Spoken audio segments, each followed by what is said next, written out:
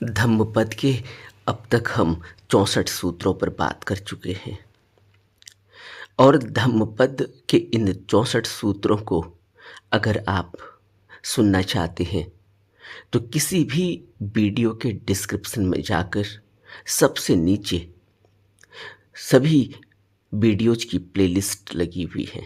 Playlist के link लगे हुए हैं, उनमें अलग अलग तरह की प्लेलिस्ट बनी हुई हैं। बुद्ध के उपदेश, विपश्यना मेडिटेशन, ब्रह्मचर्य, धम्मपद की गाथाएं, जेन स्टोरीज, इस तरह के कई प्लेलिस्ट बनी हुई हैं और उनके लिंक किसी भी वीडियोज़ के डिस्क्रिप्शन में सबसे नीचे आपको मिल जाएंगे। आप उन वीडियोज़ के डिस्क्रिप्शन में जाकर उन लिंकों को क्लिक करके इनका फ़ायदा उठा सकते हैं। धम्मपद का आज 65वां सूत्र हम ले रहे हैं। बहुत ही महत्वपूर्ण सूत्र आज बुद्ध हमें बता रहे हैं। बुद्ध कहते हैं, महुत्तमपि चेविज्ञ पंडितं पयुरुपासति क्षिपं धम्मं विजानाति जिल्ला सूपरसं यथा। बहुत महत्वपूर्ण सूत्र है। यदि एक बुद्धिमान व्यक्ति क्षण भर के लिए भी एक विद्वान व्यक्ति के साथ रहे तो वह शीघ्र ही सत्य को जान लेगा, जिस प्रकार जिह्वा सूप का स्वाद जान लेती है। बहुत सरल सूत्र है लेकिन बहुत ज़्यादा महत्वपूर्ण है हम जैसे लोगों के लिए, जिनके जीवन में कोई परिवर्तन, कोई बदलाव होता ही नहीं अथक प्रयास करने के बावजूद भी। एक प्रश्न बुद्ध हमसे हमारे सामने रख रहे हैं कि क्या हम बुद्धिमान हैं? क्या हम विज्ञ हैं? विज्ञ, बुद्धिमान, यह शब्द, बुद्धिमान शब्द बहुत आसान सा लगता है और हम समझते हैं कि हम इसका अर्थ जानते हैं, क्योंकि हम सभी तो बुद्धिमान होना चाहते हैं। लेकिन बुद्धिमान बुद्ध किसको मानते हैं? वह जो किसी उत्तम व्यक्ति के साथ अगर रहे, जो अपने से बेहतर व्यक्ति के साथ अगर रहे तो शीघ्र ही उनकी बातों को अपने अंदर समा लेता है, अपने अंदर रख लेता है। वह सभी बातें जो उसके जीवन में निर्णायक भूमिका निभा सकती हैं, जो उसके जीवन में उत्थान की तरफ उसको ले जा सकती हैं। और हमारी स्थिति क्या है? हम अपने को बुद्धिमान कहते हैं, लेकिन हम विद्वान व्यक्ति के साथ अगर रहें तब भी उससे सकारात्मक चीज़ों को अपने जीवन में नहीं उतार पाते और नकारात्मकता हमारे अंदर फिर बैठ जाती है। और बुद्ध तो कहते हैं कि विद्वान व्यक्ति के साथ रहे। पहले तो विद्वान व्यक्ति मिलना ही मुश्किल, क्योंकि बुद्ध जिसको विद्वान कह रहे हैं, यहाँ विद्वान का अर्थ है जो सत्य को जान चुका है, जो गुरु की भूमिका में है, जो सतगुरु बुद्ध की भूमिका में है। क्योंकि बुद्ध जब कह रहे हैं कि विद्वान व्यक्ति के साथ रहे तो शीघ्र ही सत्य को जान लेगा। सत्य को जानना, सत्य को कौन जान पाएगा? सत्य को जानने के लिए तो पहले सत्य को जाने हुए व्यक्ति का साथ चाहिए। जिस तरह से स्कूल में बच्चे को पढ़ाने भेजना है तो पहले उसको टीचर के सानिध्य में रखना होता है। टीचर से वो सीखता है, क्योंकि टीचर जानता है कि किताब में क्या लिखा हुआ है, किस तरह से उसकी व्याख्या करनी है। बच्चा नहीं जानता, और अगर वो टीचर की बात को सुनता है अपने अंदर बैठाता है तो उसको किताबी ज्ञान होता है और साथ में उसके अंदर बुद्धि खुलती है, उसका विवेक जगता है, उसके अंदर सोचने समझने की शक्ति पैदा होती है, तार्किक विकास होता है। यह सब कब होता है? जब हम टीचर के सानिध्य में जाते हैं। इसी तरह से जब हम सत्य की खोज में निकलते हैं तो सत्य की खोज में हमें वह टीचर चाहिए जिसको सत्य का ज्ञान हो चुका है। अब सत्य का आभास किसको हुआ है, किसको नहीं हुआ है, यह हम नहीं जानते, लेकिन फिर भी बुद्ध कहते हैं कि अगर वह क्षण भर भी साथ रहे तो उसके समझ में यह बात आ जाएगी। लेकिन कब आएगी? जब वो तैयार होगा, जब उसके अंदर इतनी बुद्धिमत्ता होगी, इतनी प्रखरता होगी। क्योंकि सांसारिक बातें तो वो जानता ही है, अब वो बच्चा नहीं है कि उसे स्कूल में सब मैनर्स सिखाया जाएगा, कैसे उठना है, कैसे बैठना है। अब तो वो प्रौढ़ हो चुका है, उसने अब शिक्षा ले ली है, या उसके अंदर इतनी बुद्धिमत्ता, इतना तर्क, इतना विवेक जग चुका है। तब वह जब सत्य की खोज में निकलता है,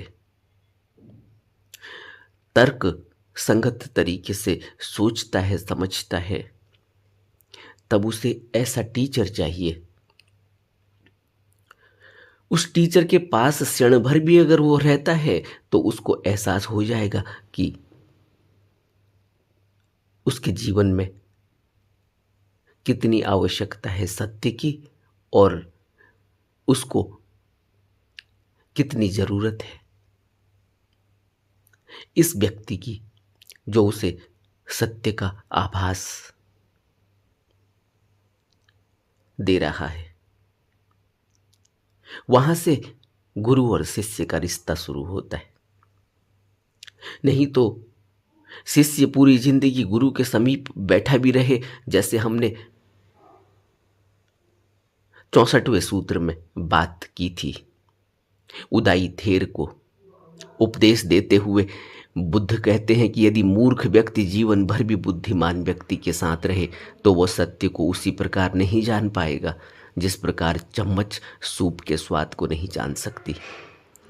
यह चम्मच सूप के स्वाद को नहीं जान सकती, यह मूर्ख व्यक्ति जो बिल्कुल ही जड़वत है, जिसके अंदर भी सरलता नहीं, जिसके अंदर भी तर्क नहीं जगा, जिसके अंदर बुद्धि की प्रखरता नहीं है, उस व्यक्ति को तो पता ही नहीं चलता कि विद्वान व्यक्ति के साथ में रहने के बाद भी जीवन में कोई बदलाव नहीं होता, क्योंकि जड़ता है अंदर। इस पर हमने 64वें सूत्र में बात की है। लेकिन 65वें सूत्र में बुद्ध कहते हैं कि विद्वान व्यक्ति का साथ अगर मिल जाए तो शीघ्र ही सत्य को जान लेगा, लेकिन कंडीशन यह है कि वह बुद्धिमान व्यक्ति होना चाहिए। और बुद्धिमान व्यक्ति जिसने बहुत ज़्यादा डिग्रियां ले ली वह बुद्धिमान व्यक्ति होगा, यह जरूरी नहीं। बुद्ध की नज़रों में बुद्धिमान व्यक्ति की परिभाषा कि उसके अंदर सरलता होनी चाहिए, उसके अंदर तर्क उठा हुआ होना चाहिए, तर्क संगत होना चाहिए और सोचने समझने की क्षमता होनी चाहिए, विवेक की जागृति इतनी होनी चाहिए कि वह विद्वान व्यक्ति की बात को समझ सके। पहले उतनी सरलता चाहिए, स्वीकार भाव चाहिए। अगर स्वीकार भाव ही नहीं हुआ, क्या करता है मूर्ख व्यक्ति? मूर्ख व्यक्ति पशुवत होता है। पशुवत इसलिए वो अपने पशु को आप देखते होंगे, जहां जगह नहीं भी हो वहां भी वो अपने सर को डालता है। और कहीं रास्ता दिख रहा हो, आपने कभी भैंस को देखा हो, अगर कहीं छोटी जगह हो जहां से वो निकल नहीं सकती, उसको वहां से नहीं निकलने की वजह से अगर उसको बड़ी जगह की तरफ को आप निकालने की कोशिश कर रहे, लेकिन वो छोटी जगह में अपना सर डालेगी। उसको वो बड़ी जगह का आभास ही नहीं होता, वो बार बार उस छोटी जगह से अपने सर को वो ताकत लगाकर अंदर घुसने की कोशिश करता है। वहां से निकल नहीं सकता, लेकिन ताकत लगाता है। लेकिन जहां रास्ता उसको, जहां धकेला जा रहा है, जहां को उसको, जिस रास्ते से उसको बाहर निकाला जा रहा है, वो उस रास्ते की तरफ जाता ही नहीं। यह मूर्ख व्यक्ति की पहचान है। वो मूर्ख व्यक्ति भैंसे की तरह जहां नहीं जाना चाहिए वहां सर डालकर, ताकत लगाकर घुसता है। और बुद्धिमान व्यक्ति जो तर्क, सरलता और स्वीकार भाव से सत्य को, सत्य का जरा सा भी आभास होता है तो उसके अंदर सरलता है, स्वीकार भाव है, तो वह स्वीकार कर पाता है। मूर्ख व्यक्ति और बुद्धिमान व्यक्ति में फर्क यही है कि मूर्ख व्यक्ति अहंकारी होता है। वो अपने अहंकार को पोषित करता है, और जैसे जैसे व्यक्ति बुद्धिमान होता चला जाता है वो झुकने लगता है, उसके अंदर स्वीकार भाव बढ़ने लगता है। और उस स्वीकार भाव में जब उसे कोई विद्वान व्यक्ति की शरण मिले, विद्वान व्यक्ति का साथ मिले, तो वो शीघ्र ही उस सरलता की वजह से, उस स्वीकार भाव की वजह से उन बातों को पकड़ लेता है जो सत्य की राह पर ले जाने के लिए आवश्यक होती है। ऐसे ही जैसे जीभ पर कोई वस्तु रखी जाए तो उसका स्वाद तुरंत जीभ में आ जाता है, लेकिन जीभ में उस तरह के तंतु विद्यमान होने चाहिए। मूर्ख व्यक्ति और बुद्धिमान व्यक्ति की परिभाषा यही है। मूर्ख व्यक्ति ऐसा जिसने नशे से, शराब से, सिगरेट से, तंबाकू से और तेज मसालों से अपने जीभ के तंतुओं को, स्वाद तंतुओं को जड़ बना दिया है। आपने देखा बहुत से लोग बहुत मिर्च खा जाते हैं, उनके जीभ के स्वाद तंतुओं की सेंसिटिविटी कम हो गई है। कुछ लोग तंबाकू का इस्तेमाल करते हैं, सुबह से लेकर शाम तक तंबाकू उनके जीभ पर है, मुंह में है। उनकी सेंसिटिविटी, उनकी संवेदनशीलता कम हो जाती है। उसके बावजूद भी उनको मीठे का तो पता चलता है, खट्टे का भी पता चलता है, नमकीन का भी पता चलता है, लेकिन उनको वह संवेदनशीलता पता नहीं चलती जो संवेदनशीलता एक छोटे से बच्चे को पता चलती। छोटे से बच्चे की संवेदनशीलता को हम घरों में देखते हैं, कितनी संवेदनशील होती है उनकी जीभ। और जैसे जैसे हम बड़े होते चले जाते हमारी संवेदनशीलता कम हो जाती। और अगर हम इस तरह के दुर्व्यसनों में हैं तो फिर तो हमारी जीभ लगभग लगभग जड़ हो जाती है। अब उसे क्या सूप का स्वाद आएगा, क्या हलवे का स्वाद आएगा, क्या खीर का स्वाद आएगा? उसे सिर्फ मीठे और नमकीन का पता चल रहा है, और वह भी उसे ऐसा पता नहीं चल सकता जैसे एक छोटे से बच्चे की संवेदनशीलता की वजह से उसको पता चलता है। इसलिए बहुत लोगों को की जड़ता इतनी हो जाती है कि उनको ज़्यादा नमक चाहिए, तब उनको पता चलता है कि नमक हो रहा है। ज़्यादा मिर्च चाहिए तब उन्हें पता चलता है कि मिर्च हो रही है। ज़्यादा मसाला चाहिए, नहीं तो वो कहते हैं कि ये क्या मरीजों की तरह खाना बनाया हुआ है। यह जड़ता निशानी है। बुद्ध हवाला दे रहे हैं कि जीभ में संवेदनशीलता न हो तो वह व्यक्ति मूर्ख व्यक्ति की तरह, क्योंकि उसे पता ही नहीं चलता, संवेदनशीलता ही नहीं है, वह महसूस ही नहीं कर पा रहा है कि कोई सत्य का भेदी उसके सामने खड़ा है। वह उसकी बात को पकड़ ही नहीं पाता। उदाई थेर का उपदेश, उदाई थेर के बारे में बुद्ध ने कहा 64वें सूत्र में, और 65वें सूत्र में कहते हैं कि यदि जीभ की संवेदनशीलता एक बच्चे की तरह हो तो फिर सूप का स्वाद उसे तुरंत पता चल जाएगा। बुद्धिमान व्यक्ति इसी तरह का होता है। बुद्धिमान व्यक्ति जैसे ही नजदीक में आता है किसी विद्वान के, किसी बुद्ध के, उसके अंदर लपट लग जाती है। ऐसे ही लपट जैसे आग से लपट लगती है। आग के नजदीक हम जाते हैं, आग की लपट लग जाए अगर, तो हमें पता भी नहीं चलता कि कब हमारे रोम के बाल जल गए। अक्सर ही हमारे साथ ऐसा होता होगा।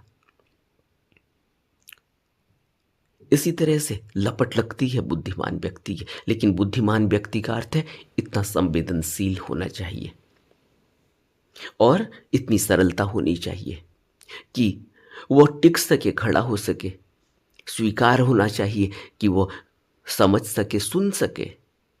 मूर्ख व्यक्ति अहंकारी होता है, वो सुन नहीं सकता। वो कहता अच्छा तुम ज़्यादा जानते हो, मैंने भी पढ़ा है ये धर्म ग्रंथ, तुम धर्म ग्रंथ की ही तो बात कर रहे हो। और बुद्ध तो धम्मपद में उपदेशों में कई जगह ये कहते हैं कि जो व्यक्ति यह मानता है कि वो जानता है, जो व्यक्ति यह मानता है कि उसने पढ़ा हुआ है, धर्म ग्रंथों का पाठ किया हुआ है, अच्छा उच्चारण कर लेता है, रट रखा है, याद कर रखा है, लेकिन कोई जरूरी नहीं कि वो विद्वान हो।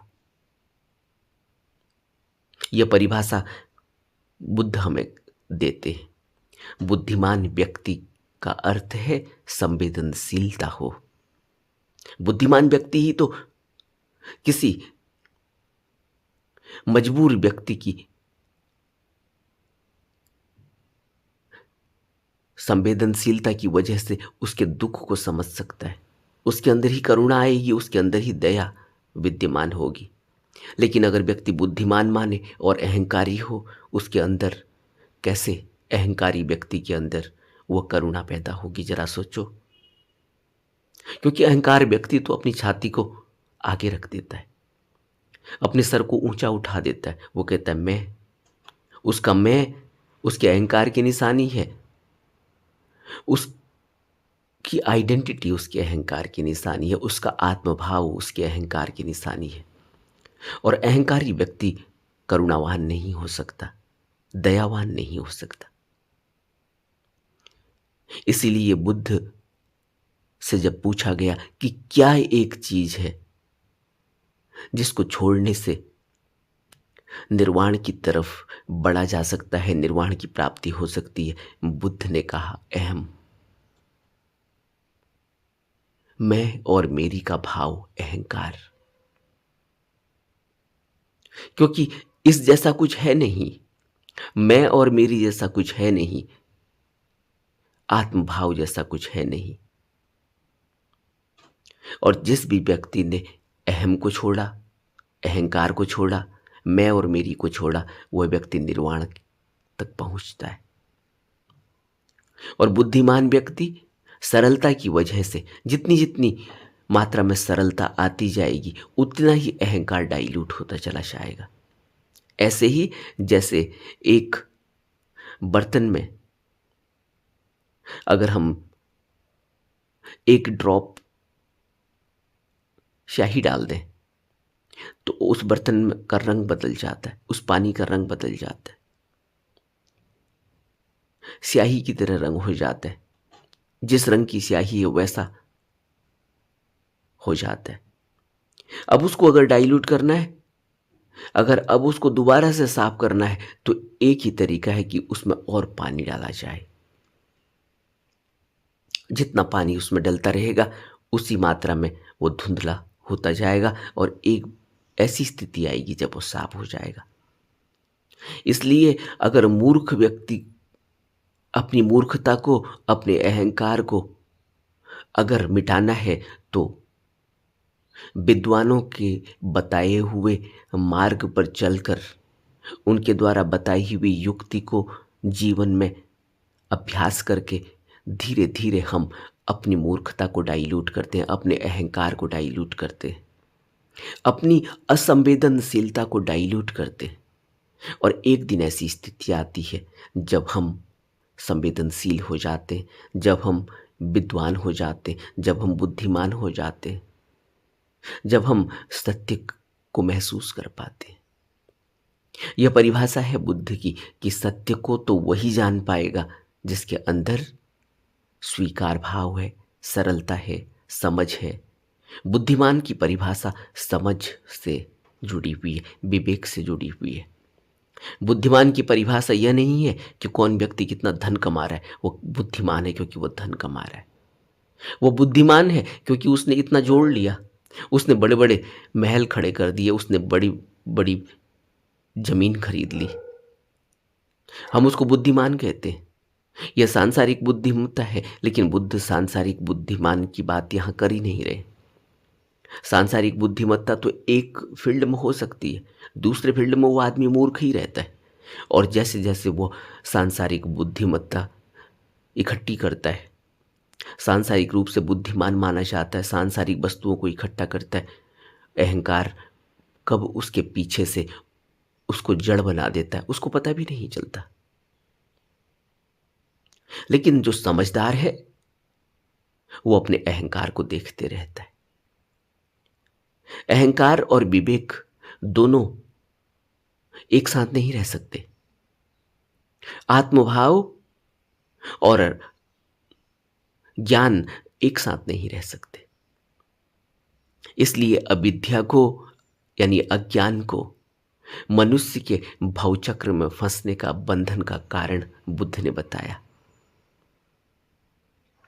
हमें बुद्ध के उपदेशों को अपने अंदर गहरे में उतारने के लिए थोड़ा रुकना होगा, थोड़ा अभ्यास करना होगा। सिर्फ पढ़ लेने से यह समझ पैदा नहीं होगी। पढ़े हुए ज्ञानी तो बहुत हैं, लेकिन उनके अंदर किसी गुरु की संगति का असर नहीं हो पाता।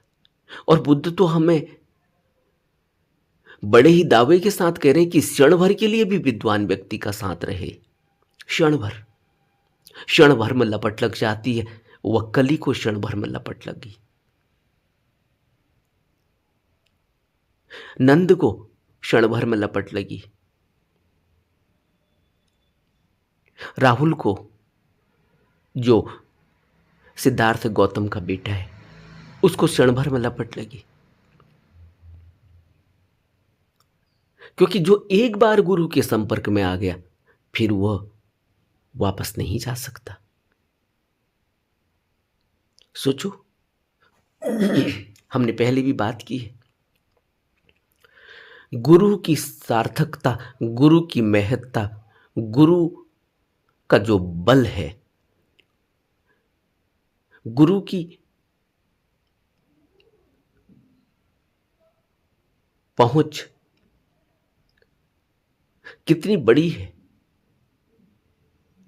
कि गुरु के संपर्क में आते ही, गुरु की लपट लगते ही, गुरु की दृष्टि पड़ते ही, गुरु के संपर्क में आते ही फिर व्यक्ति अगर उसके बावजूद भी अगर दूर रह गया तो समझना चाहिए कि वो अभी बुद्धिमान नहीं है। उसके अंदर अभी सरलता नहीं, समझ नहीं, विवेक नहीं कि वह उस लपट को पकड़ पाता। नहीं तो बुद्ध तो कहते क्षण भर में, यानी गुरु का साथ इसीलिए तो इतना दुर्लभ है। पहले तो गुरु मिलता ही नहीं, और अगर गुरु मिल भी गया तो हमारे पास वो आंख नहीं कि हम उस क्षण भर के अंदर ही उसके उस सानिध्य को समझ सकें। हमारे अंदर एक कैटापल्ट हो जाए, एक अपसाइड डाउन हो जाए, एक ऐसी लपट लगे, एक ऐसी अग्नि प्रज्वलित हो जाए कि सब कुछ खत्म हो जाता है, सारा ज्ञान खत्म हो जाता है। बुद्ध तो क्षण भर की बात कर रहे हैं। और यह क्षण भर की बात क्या है? बुद्ध श्रावस्ती के जेतवन में भद्रवर्गीय 30 भिक्षुओं को उपदेश देते हुए यह सूत्र हमसे कह रहे हैं, मुहूर्तमपि चेविज्ञ पंडितं पयुरुपासति क्षिपंग धम्मंग विजानाति जिल्ला सुप्रसंग था। कौन है वो भद्रवर्गीय भिक्षु जिनको बुद्ध ने उपदेश दिया, जिनकी बुद्ध ने यहां कहानी हमें बताई है? वो कौन थे जिनके अंदर ऐसी लपट लगी? तो कहते हैं कि एक बार बुद्ध जंगल में ध्यानरत हैं।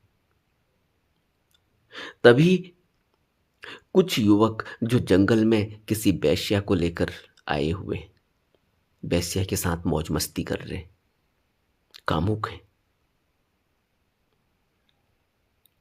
कहते हैं कि मौज मस्ती करते करते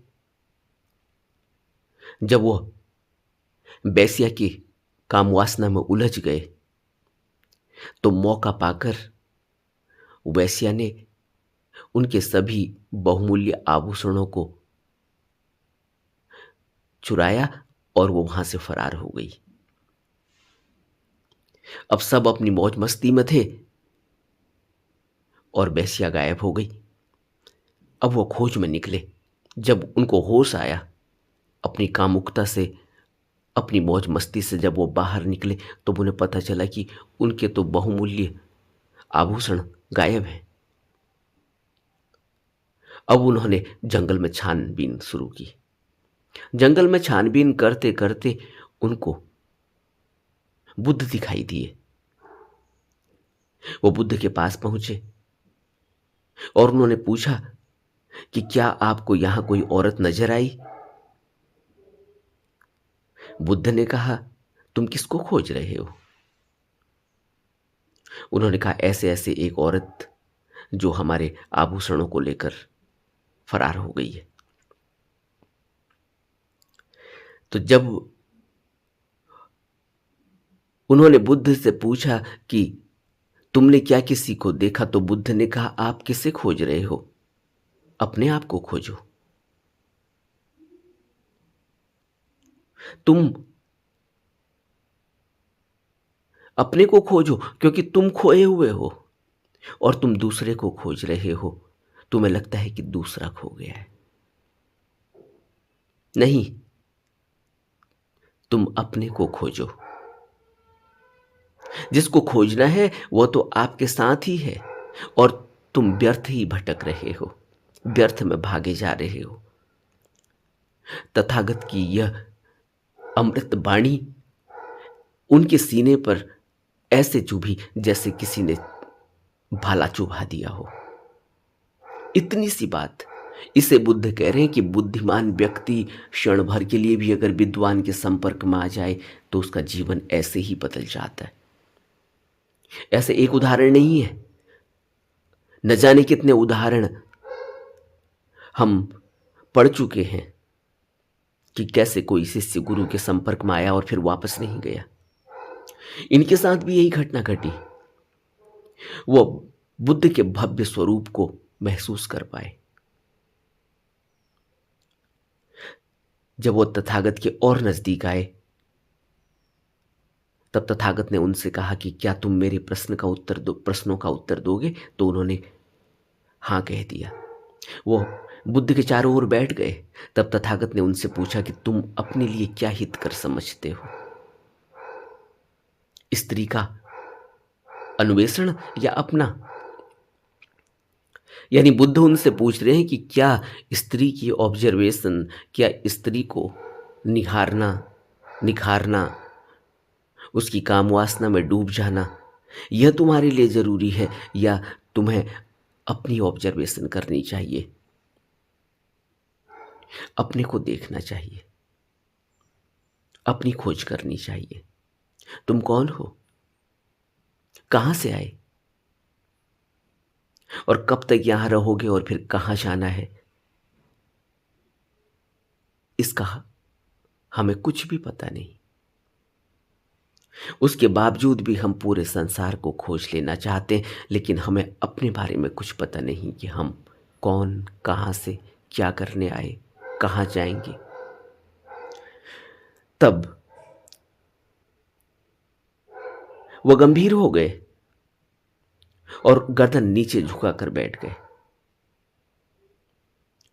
तब उनमें से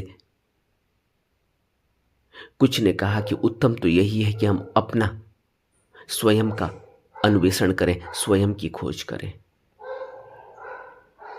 तब भगवान ने कहा कि ठीक है, तुम्हें मैं धर्म की बात बताता हूं कि बैठ जाओ। चारों ओर बैठ गए, ध्यानपूर्वक भगवान की बात सुनी। और कहते हैं कि बुद्ध की बातें सुनते सुनते ही वह श्रोतापन को उपलब्ध हो गए। उनके अंदर विचार पैदा हो गया, उनके अंदर चिंतन पैदा हो गया। श्रोतापन्न की अवस्था होती है जब व्यक्ति चिंतन मनन करने लगता है, श्रोतापन्न हो जाता है। तब उनको उपदेश दिया गया, युक्ति बताई गई, दीक्षा दी गई और वह बुद्ध के भिक्षु बन गए। और कुछ ही दिनों में जब वह बुद्ध के संपर्क में रहे तो प्रवचन एक बार बुद्ध कर रहे थे। तब प्रवचन के दौरान में जब वो बुद्ध यह उपदेश कर रहे थे कि हमारी आने जाने की यह अनंत श्रृंखला कितनी लंबी है, हम बार बार पैदा होते हैं, बार बार मरते हैं, फिर पैदा होते, फिर मरते हैं, जिसको नानक ने गुरुबाणी में हमें इस तरह से समझाया कि हमारी स्थिति ऐसी है, बिष्टा के कीड़े, बिष्टा माही पचावणियां, कि जैसे गंदगी का कीड़ा होता है, गंदगी में ही पैदा होता है, गंदगी में ही उसका पालन पोषण होता है, गंदगी में ही वो बड़ा होता है, गंदगी को ही वो खाता है, गंदगी को ही वो भोगता है और फिर गंदगी में ही मर जाता है और फिर गंदगी में ही पैदा हो जाता है। बिष्टा के कीड़े, बिष्टा माही पचावणियां। बहुत कठोर शब्द लगते हैं यह, लेकिन बुद्ध कठोर शब्दों के इस्तेमाल से परहेज नहीं करते। वही तो हमारे अंदर तीर की तरह चुभते हैं और हमारा जीवन बदलता है।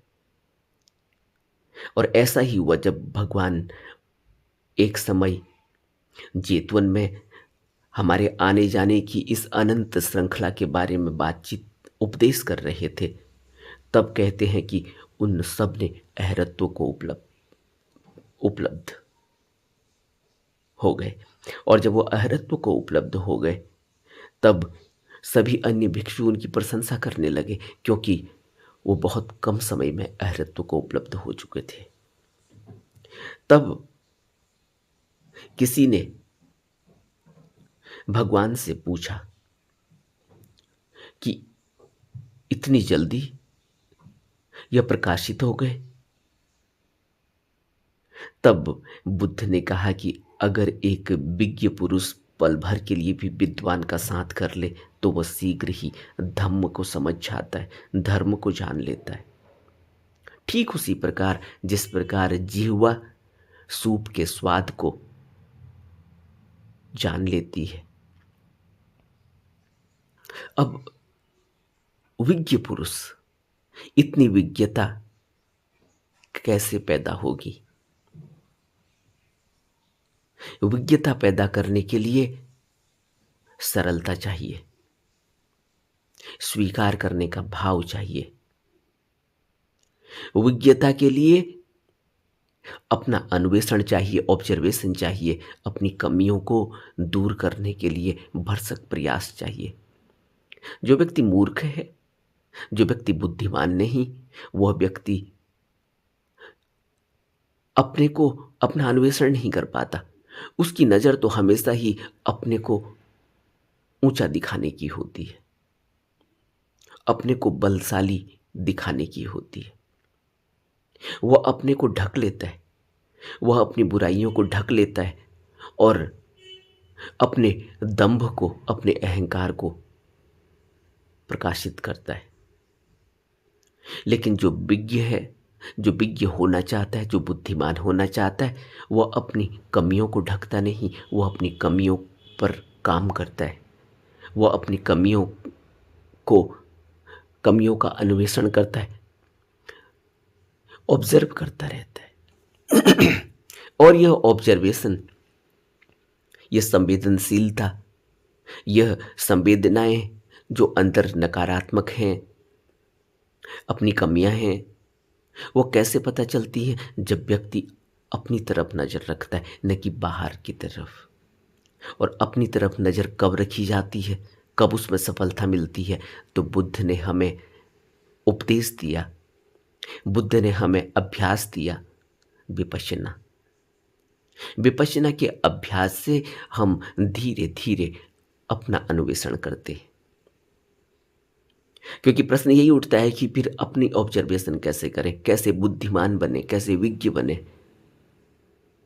तो बुद्ध ने उपदेश दिया है, बुद्ध ने अभ्यास दिया है कि धीरे धीरे यह काम होता है। कोई विज्ञ पैदा नहीं होता, कोई बिरला ही विज्ञ पैदा होता है जो बचपन से ही बुद्ध होता है।